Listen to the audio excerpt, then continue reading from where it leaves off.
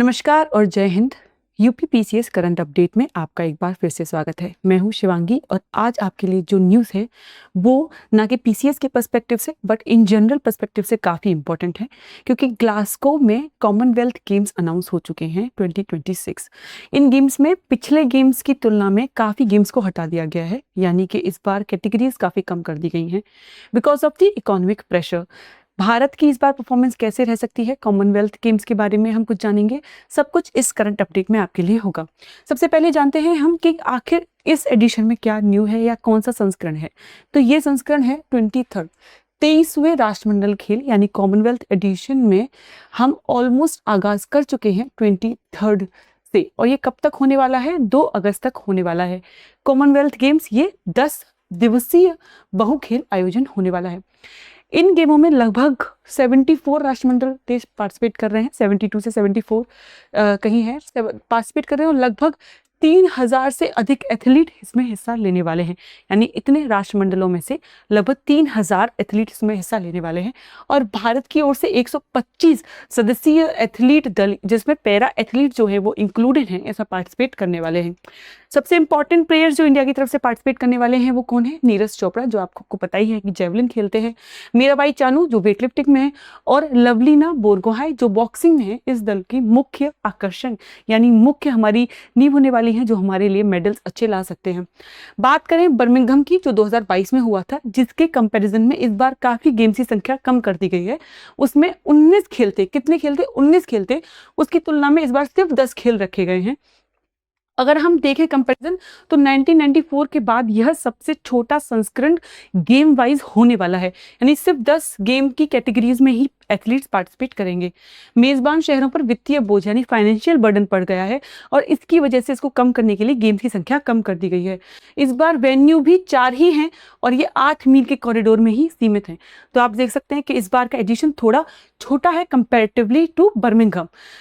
हम बात करते हैं 3 आधार बिंदु की, जिसकी कॉमनवेल्थ बात करता है। तो कॉमनवेल्थ बात करता है किसके बारे में? समानता के बारे में, मानवता के बारे में, और नियति यानी डेस्टिनी के बारे में। यानी कि ये होते हैं 3 सिद्धांत किसके? कॉमनवेल्थ के। और इस न्यूज़ के बारे में थोड़ा जानते हैं, तो देखते हैं कि आधिकारिक 2026 जो हमारा कॉमनवेल्थ गेम है उसका मस्कट कौन है? फिनी है। ये क्या है? ये एक यूनिकॉर्न है, जो कि एक राष्ट्रीय पशु भी है। कहाँ का? स्कॉटलैंड का। बात करें बर्मिंघम के संस्करण के बारे में, तो कौन कौन से गेम्स हैं जो हटा दिए गए हैं, जिनमें भारत हमेशा से काफ़ी अच्छा परफॉर्म करता रहा है।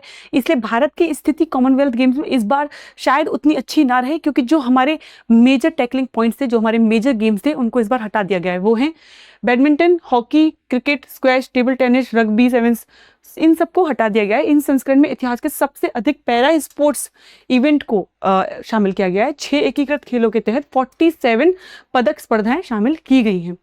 बर्मिंघम 2022 में भारत ने कुल 61 पदक जीते थे, और मेजरली ये पदक इन्हीं गेमों में जीते गए थे, जिन गेम्स को इस बार कॉमनवेल्थ में हटा दिया गया है। ठीक है, अब थोड़ी बात करते हैं हम कॉमनवेल्थ के बारे में। हमने देख लिया कि इस बार कॉमनवेल्थ गेम्स होने वाले हैं, बट कॉमनवेल्थ है क्या, कौन कौन से देश इसमें पार्टिसिपेट कर सकते हैं, क्या क्या डिस्क्रिपेंसीज हैं, सब हम इसके स्लाइड के थ्रू देखेंगे। पहली बार बात करते हैं बाल्फोर घोषणा की, जो 1926 में हुई थी। इसके अनुसार जो ब्रिटेन और ब्रिटेन के तहत उसके जो डोमिनियन स्टेट्स है, जैसे कनाडा हो गया, ऑस्ट्रेलिया हो गया, इन आदि को समान दर्जा मिला था, जिसके आधुनिक राष्ट्रमंडल पर वैचारिक की नींव पड़ी। यानी बेसिक आइडिया जो कॉमनवेल्थ का आया था, मॉडर्न कॉमनवेल्थ का आइडिया था, वो कब आया था? बाल्फोर घोषणा यानी बाल्फोर डिक्लेरेशन के थ्रू 1926 में। लेकिन हमारे लिए इंपॉर्टेंट है लंदन घोषणा यानी लंदन डिक्लेरेशन, क्योंकि उस टाइम पे जो भारत के पूर्ण गणराज्य जो भारत था, रिपब्लिक था, लेकिन कहा गया था कि हमको मानना पड़ेगा, क्या मानना पड़ेगा? राष्ट्र अध्यक्ष मानना पड़ेगा ब्रिटेन का। पर भारत ने इस बात से इनकार कर दिया था। लेकिन अभी भी भारत कॉमनवेल्थ में खेलता है, इसका हिस्सा है, बिना क्राउन को अपना राष्ट्र अध्यक्ष माने हुए। बात करते हैं राष्ट्रमंडल उन देशों का संगठन है जो ऐतिहासिक रूप से ब्रिटिश के साम्राज्य के अधीन रहे हैं, यानी कि जिन्होंने ब्रिटिश कॉलोनी स्टेट्स रहे हैं वो कॉमनवेल्थ का हिस्सा रहते हैं।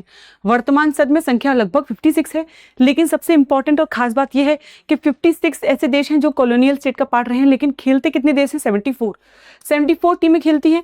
और सबसे इंपॉर्टेंट बात यह है कि 56 जो देश हैं, इनका मुख्यालय कहाँ है? लंदन, यूके में है। और इनको जो हेड कह सकते हैं या जो ऑर्गेनाइजिंग कैपेसिटी या पावर है वो कौन है? किंग चार्ल्स तृतीय यानी ब्रिटेन या क्राउन इसको मेजबानी करता है, इनको देखता है। राष्ट्रमंडल खेल की बात करें, रेंज की बात करें तो 56 में से 15 देश अभी भी ब्रिटिश सम्राट को अपना संवैधानिक राष्ट्राध्यक्ष मानते हैं। अब बात करते हैं, क्या ऐसा कोई देश नहीं है जो ब्रिटिश कॉलोनियल का पार्ट रहा हो लेकिन कॉमनवेल्थ में पार्टिसिपेट ना करता हो? तो हमारे पास है, हम इस स्लाइड के थ्रू देखेंगे। पहले जानते हैं, इन खेलों की शुरुआत 1930 में ब्रिटिश एम्पायर गेम्स के रूप में हुई थी। 1978 में इन्हें आधिकारिक रूप से कॉमनवेल्थ गेम्स की थीम, जो नाम हम आज सुनते हैं, वो 1978 में मिला है। पहले इनको ब्रिटिश एम्पायर गेम्स कहा जाता था। तो आपके लिए ये भी एक टेक्निकल क्वेश्चन बन सकता है। बात करते हैं, भारत में पहली बार 1934 में लंदन का जो सेकंड एडिशन था उसमें पार्टिसिपेट किया था।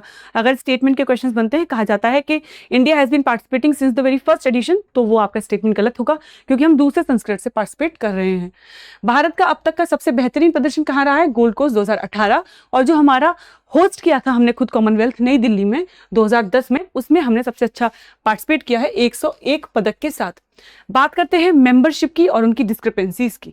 तो सर पहली बात करें तो सामान्य नियम के उलट मोजाम्बिक, रवांडा, गैबोन और टोगो का कोई ब्रिटिश उपनिवेशिक इतिहास नहीं रहा है, फिर भी वे इसके सदस्य हैं। तो ये वो मेंबर हैं जिनका कोई कॉलोनियल इतिहास नहीं रहा है, फिर भी वह इसके सदस्य हैं। वहीं दूसरी तरफ यूएसए जो है उसका इतिहास रहा है, लेकिन वो कॉमनवेल्थ का सदस्य नहीं है।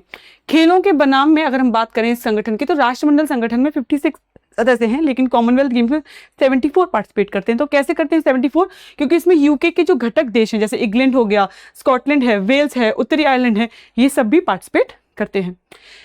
हमने काफी कुछ जान लिया कॉमनवेल्थ के बारे में, इस न्यूज के बारे में, कौन कौन इसमें पार्टिसिपेट करता है, कौन नहीं करता है, थीम्स भी देख ली और हमने देख लिया उसका मिसकॉट। अब आपके लिए है काफी इंपॉर्टेंट क्वेश्चन, इसका जवाब आप कमेंट बॉक्स में दीजिए। आपका क्वेश्चन है, निम्नलिखित में से कौन सा देश राष्ट्रमंडल यानी कॉमनवेल्थ ऑफ नेशंस का सदस्य नहीं है?